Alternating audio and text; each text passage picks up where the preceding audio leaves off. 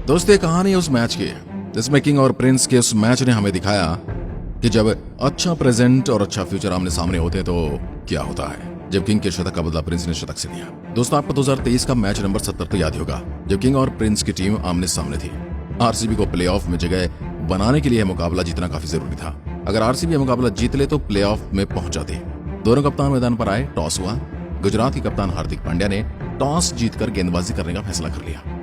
RCB की तरफ से शुरुआत करने आए विराट कोहली और कप्तान फाफ डुप्लेसिस। आरसीबी की शुरुआत कुछ खास नहीं रही। आरसीबी ने शुरुआती 2 ओवर में मात्र 10 रन बनाए, लेकिन तीसरे ओवर में फाफ डुप्लेसिस ने शमी को 4 चौके लगा दिए और फिर चौथे ओवर में विराट कोहली ने यश दयाल को 3 चौके लगा दिए। पावर प्ले खत्म होते होते आरसीबी का स्कोर 62 रन था, लेकिन 8वें ओवर में नूर अहमद ने पहली गेंद पर कप्तान फाफ को चलता कर दिया।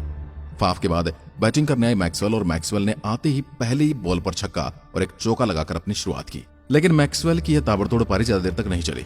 9वें ओवर में राशिद खान के आते ही दूसरी गेंद पर मैक्सवेल को बोल्ड कर दिया। 10वें ओवर तक आते आते आरसीबी अपने 3 विकेट गंवा चुकी थी और आरसीबी का स्कोर था 93 रन। 12वें ओवर में किंग कोहली ने अपनी 50 पूरी की। मिचेल ब्रेसवेल और विराट कोहली के बीच में सजादारी पनपी थी कि 14वें ओवर की आखिरी गेंद पर शमी ने मिचेल को आउट कर चलता कर दिया। 15 ओवर तक आरसीबी 136 पर, लेकिन फैंस की उम्मीद को लेकर किंग विराट कोहली अभी भी क्रीज पर जमे हुए थे। विराट कोहली ने 16वें ओवर में मोहित शर्मा को 2 चौके लगाए। वहीं 18वें ओवर में विराट कोहली ने यश दयाल से 14 रन बटोर लिए। 19 ओवर के बाद आरसीबी का स्कोर 182 पर पहुंचा था और किंग कोहली 99 पर पहुंच गए थे। 20वां ओवर करने आए मोहित शर्मा और पहली गेंद पर एक सिंगल लेकर विराट कोहली ने अपना शतक पूरा किया। विराट कोहली ने एक बार फिर दिखाया कि वह आरसीबी के लिए कितने महत्वपूर्ण है। जब सब बैट्समैन फेल हो जाते हैं तब विराट कोहली अपना जलवा दिखाते हैं। विराट कोहली ने शानदार 61 रनों में शतक पूरा किया था। 20 ओवर के बाद आरसीबी 197 का टोटल खड़ा करने में सफल हो जाती है। विराट कोहली के इस शतक के बाद सबको लग रहा था आरसीबी यह मैच जीत सकती है, क्योंकि 200 का टारगेट चेज करना इतना भी आसान नहीं होता। 20 ओवर तक लगातार 10 की रन रेट से रन बनाना कोई आसान काम नहीं है। अगर आरसीबी ने कुछ विकेट जल्दी ले लिए तो प्लेऑफ में जाने का रास्ता खुल जाएगा।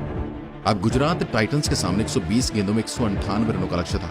गुजरात की ओर से शुरुआत करने आते हैं शुभमन गिल और वृद्धिमान शाह। शुभमन गिल इस टूर्नामेंट में काफी अच्छे दिख रहे थे। उन्होंने अब तक इस टूर्नामेंट में 2 शतक लगाए थे, तो आरसीबी को अगर किसी बात का डर था तो वो था शुभमन गिल। बस उसी का डर था। पहले ओवर में मात्र 2 रन आने के बाद दूसरे ओवर में शाह और गिल ने 3 चौके बटोर लिए।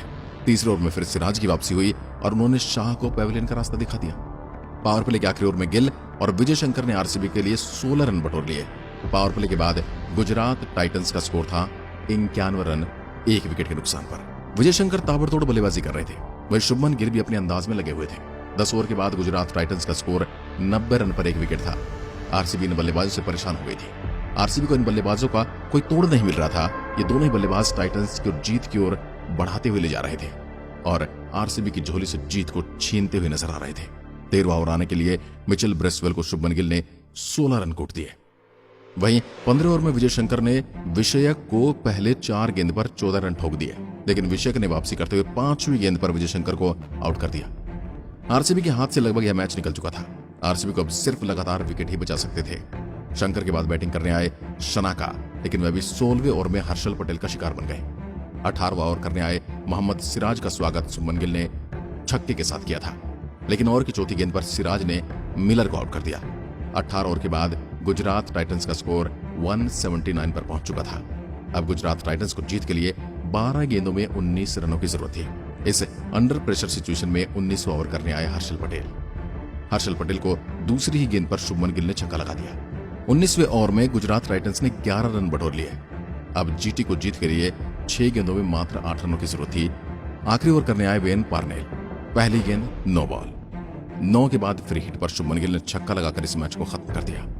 शुभमन गिल ने शानदार 52 गेंदों में 104 रनों की पारी खेली और विराट कोहली के शतक को बर्बाद कर दिया। यहीं से आरसीबी का प्लेऑफ का सिलसिला भी खत्म हो चुका था। शुभमन गिल की एक पारी ने पूरी आरसीबी को टूर्नामेंट से बाहर कर दिया था।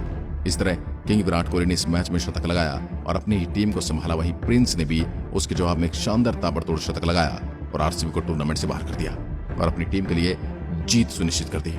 आरसीबी एक बार फिर टूर्नामेंट में नीचे ही रह गई है। आपको क्या लगता है, क्या आरसीबी वापसी कर पाएगी? कमेंट में लिखकर जरूर बताइएगा। धन्यवाद। जय हिंद, जय भारत।